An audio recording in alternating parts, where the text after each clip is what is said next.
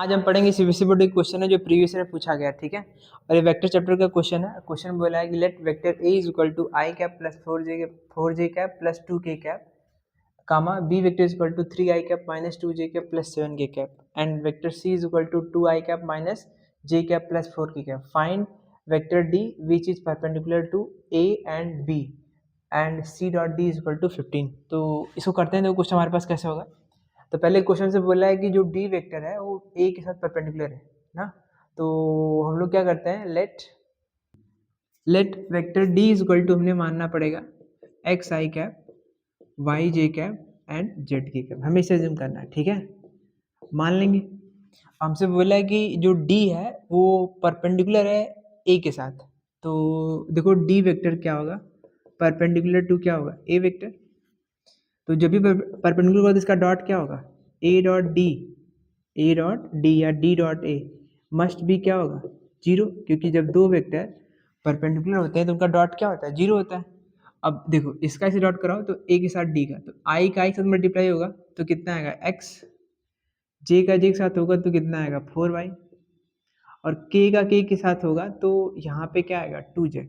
Is equal to होगा zero, equation number first, right. Case two हमारे पास है कि D is also perpendicular to B, यानी D वेक्टर जो हमारे पास है B के साथ भी परपेंडिकुलर है। तो इसके मतलब हमारे पास क्या होगा, D vector dot B vector is equal to zero. अब D के साथ B का हमें डॉट करना, देखो D ये है और B ये, तो कितना होगा, पहले I के साथ I तो कितना आएगा 3x, J के साथ J तो माइनस, सॉरी यहाँ हमारे पास है ना, सॉरी ये आई के साथ है 3x और डी के साथ हमारे पास कितना होगा -2, ये कितना होगा y, और z के साथ होगा ये वाला तो कितना आएगा 7 हो जाएगा, और ये कितना होगा z होगा is equal to zero, equation number 2। अब अगला देखो हमारे पास क्या है, b डॉट डी वाला हिसाब हो गया, तो d वेक्टर ये था, b ये था, तो इसका डॉट हो चुका है। अगला देखो हम हिंट दिया है कि c dot D vector is equal to 15। इसमें रखो हमारे पास क्या बनेगा, तो C हमारे पास कहाँ है, ये वाला, और D हमारे पास है, मल्टीप्लाई करो कितना आएगा, इसका आएगा 2x, इसका मल्टीप्लाई करेंगे कितना आएगा -5, इसका मल्टीप्लाई यहाँ पे करेंगे तो कितना आएगा 4z हो जाएगा, इसको हमने y कर लिया, ये होगा 4z, और इक्वल टू हमारे पास कितना होना है, C डॉट डी का वैल्यू है 15, तो 15 होगा, इक्वेशन नंबर 3। अब देखो इन तीनों को हमें सॉल्व करना है, ठीक है। सॉल्व करके हमें क्या फाइंड करना है, एक्स वाई जेड का वैल्यू फाइंड करना है। तो कैसे करना चाहिए जरा देखो, यहाँ बताओ क्या अप्रोच हमें लगानी चाहिए। तो यहाँ से अप्रोच यही होनी चाहिए, मैं लगा रहा हूँ सब्सटीट्यूशन। देखो क्या कर रहा हूँ, मैं कह रहा हूँ कि फ्रॉम फर्स्ट, मैं ऐसा कह सकता हूँ फ्रॉम फर्स्ट। देखो फर्स्ट से मैं बोल सकता हूँ मैं इस सब वैल्यू को इधर भेज दूँगा, तो कितना बनेगा x इज इक्वल टू कितना बनेगा, ये पूरा इधर जाएगा इस साइड, तो आपका बनेगा -4y प्लस कितना बनेगा 2z, राइट, ये बन जाएगा। अब ये जो वैल्यू बनी है इसको पुट करना हमें सेकंड में और किस में, थर्ड में। तो पहले पुट करता हूँ ना, फ्रॉम पुटिंग, या लिख दो putting the value of x in equation second, put कर दो भाई, सेकंड में पुट करते हैं। तो पुट करते हैं, देखो यहाँ पे कितना आएगा 3, ये होगा 3 मल्टीप्लाई विथ x कितना हमारे पास है वो जो रखे ऊपर 4y प्लस 2z, राइट, और ये कितना बनेगा -2y, ये बनेगा plus 7z is equal to क्या आएगा 0, मल्टीप्लाई कर देते कितना आएगा, ये होगा -12y, इसका मल्टीप्लाई यहाँ पे होगा तो माइनस अंदर जाएगा तो कितना होगा -6z, ये हमारे पास होगा -2y plus 7z is equal to क्या आएगा 0। अब इसको जोड़ दो तो 12 और ये कितना होगा 2 मिला के 14y हो जाएगा, ये 6 और 1 आप जोड़ लो तो घट जाएगा, एक माइनस एक प्लस घटेगा तो कितना आएगा प्लस z आएगा इक्वल टू 0, यानी z हमारे पास आ चुका है यहाँ से कितना, देखो z है ये हो गया कितना 14y, ये हमारा इक्वेशन नंबर जो भी आएगा 4th होगा, ठीक है। अब जैसे आप यहाँ रखे हो वैसे आपको इसमें रखना है, तो रखो यहाँ तो कितना हमारे पास आएगा फ्रॉम, अब यही वैल्यू पुट करते हैं, पुटिंग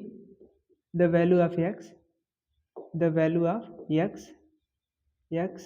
इन इक्वेशन थर्ड, ठीक है, राइट। देखो थर्ड हम देखो रखो कितना हमारे पास आएगा थर्ड हमारे पास यहाँ से आएगा, रखेंगे तो हमारे पास तीसरे में रखने पर आएगा कि यहाँ रख देते हैं हमारे पास, तो ये थर्ड वाला इक्वेशन है, राइट। इसमें रखते हैं 2 और जहाँ x है, x के प्लेस में हम ये रखते हैं कौन सी वैल्यू, ये वाली -4y + 2z, ये हमारे पास हो जाएगा। ये बनेगा -y + 4z = कितना आएगा 15, मल्टीप्लाई करो यहाँ पे कितना आएगा -8y, मल्टीप्लाई यहाँ पे करो तो कितना आएगा -4z ये -y + 4z = कितना आएगा 15,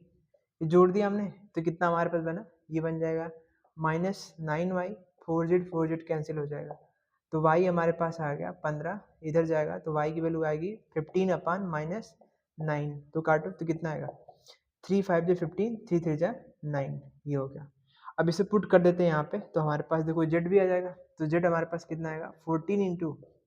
ये हमारे पास बनेगा 5/-3, अगर मल्टीप्लाई करो तो कितना आएगा 14 5 70, तो z हमारे पास आएगा 70/-3, राइट। y आ चुका है और z आ चुका है, तो x कितना आएगा, तो देखो x हमारे पास क्या बनेगा, यहाँ देखो x था क्या हमारे पास था क्या कि -4y + यही है ना 2z, इसमें रखो तो कितना आएगा, देखो ये होगा 2z, अगर मैं इसको पुट करूँ तो कितना बनेगा x, ये बनेगा 4, y की जगह हम रखेंगे यहाँ पे 4 5/-3, राइट, और ये आपका बन जाएगा, और यहाँ बनेगा 2, z की वैल्यू कितनी हमारे पास है 70/-3, तो सॉल्व करते हैं हम इसको, तो कितना हमारे पास बनेगा -20/-3, ये बनेगा आपके पास 140, राइट। देखो यहाँ पे कितना आएगा 140 आपका आ जाएगा, 140 कितना आएगा -3, x हमारे पास आएगा, एलसीएम ले लेंगे तो आएगा -3, नीचे आएगा, ऊपर आएगा 20 प्लस ये कितना आएगा 140, तो अगर आप इसको ऐड करो तो x आपके पास निकल के आ जाएगा, आई थिंक माइनस कट जाएगा, ये होगा 160 कितना आएगा 3 आएगा, राइट। अब हमें जो चाहिए था क्या d, तो d क्या बना अंत में, d वेक्टर बना x i कैप था, y j कैप था और z k कैप था, तो x की वैल्यू हमारे पास आ गई कितनी कि ये आ गई हमारे पास 160/3 आई कैप, y की वैल्यू हमारे पास आ गई 5/3 j कैप माइनस में, और ये कितना आ गया z आ गया हमारे पास 70/3 k कैप। तो कुछ कॉमन अगर आपको दिख रहा है तो कॉमन ले लो, यहाँ से मुझे लग रहा है 3 कॉमन आ रहा है और ऊपर से कितना कॉमन आ रहा है 5, तो 5 कॉमन लेंगे कितना आएगा 5, कितना आएगा 5 3 15, 5 दूना 10, 32 आई कैप, यहाँ सब कॉमन लो तो कितना आएगा j कैप, ये कितना हमारे पास आएगा 5 कॉमन लेते हैं तो कितना आएगा 5 एकम 5 और कितना आएगा 4 बचेगा 5 चौको 20 के कैप। तो ये आपका आंसर है और बोर्ड के अंदर काफ़ी बार पूछा गया है, ठीक है, तो ये आपका आंसर है। Thank you.